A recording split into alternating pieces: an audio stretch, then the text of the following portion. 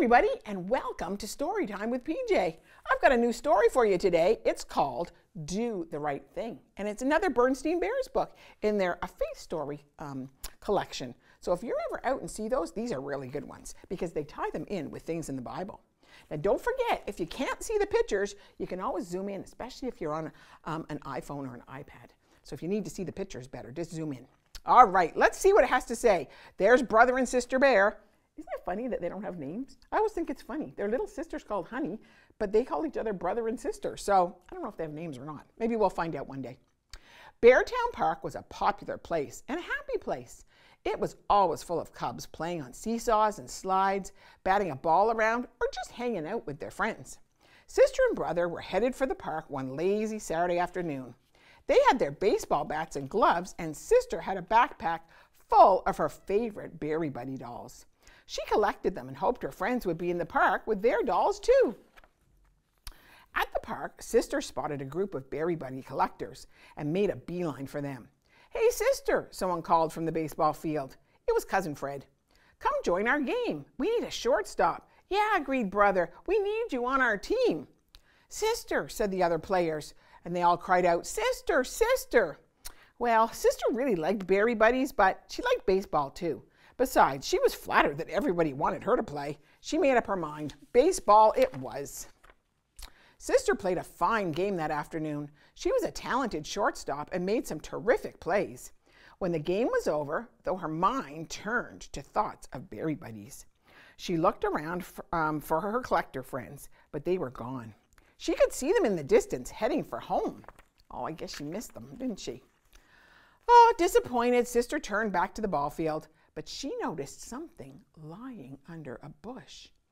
Pushing the leaves aside, she found a Berry Buddy. It was Chub Cub, a very special doll that was hard to come by. Somebody must have lost it. Probably Sister's friend Millie, who had a Chub Cub in her collection. Oh, Millie would be upset when she found the doll missing. Sister thought of running after her friend, but they were long gone. She looked at little Chub Cub. It was adorable. Brother noticed Sister picking up the doll. He wondered what she was up to. "Sister," he called, "we need to go home for dinner now." Sister didn't know what to do about the lost Chub Cub. It probably did belong to Millie, but she wasn't there, and Sister had to go home for dinner. "Oh well," she told Chub Cub, "I'll think about that tomorrow." And she slipped the doll into her backpack with the rest of her Berry Buddies and joined Brother.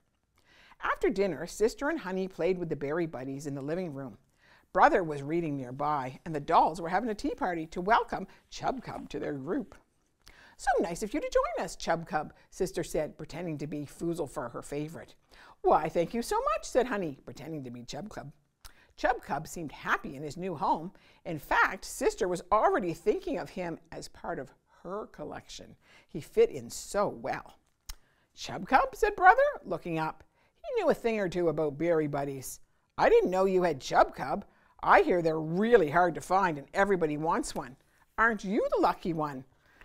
Sister thought. Was she the lucky one? She wondered about how poor Millie would feel, knowing that made her a little uncomfortable. "Brother," she said, "can I ask you a question?" "Sure, sis," said Brother, reading. "Suppose somebody found something in the park that was very special. And would it be okay to keep it?" Brother looked up. He looked at Sister. He looked at Chub Cub. "I don't think so," said Brother. "When you find something valuable like money or jewelry, you're supposed to give it to Lost and Found or report it to the police or something like that. Then whoever lost it can get it back." "Oh," said Sister. She looked at Chub Cub with a sigh. "Brother," said Sister. "What?" asked Brother, closing his book. "How do you know what's right or what's wrong if you're not really sure?" she wondered. "Well, you've got to let your conscience be your guide. And we would say that's the Holy Spirit, too, speaking through your conscience," said Brother. "My conscience?" asked Sister. She heard about conscience, but wasn't really sure what it was. "Your conscience is like a small voice inside your head that tells you to do the right thing," Brother explained. The idea of a small voice inside her head seemed weird to Sister, and she looked a little worried. But like I said, we know that's the Holy Spirit. "Just pretend you've got a little angel sitting on your shoulder," suggested Brother. Then, when you're not sure what to do, you ask the angel, and the angel will whisper the answer in your ear. Sister liked that idea. She imagined an angel in a long yellow nightie sitting on her shoulder. She thought up a question. What do you think I should do? She asked the angel quietly in her mind. Well, you must do the right thing, the angel answered. Return Chub Cub to the rightful owner. Okay, said Sister relieved. I will, and I'll always let my conscience be my guide.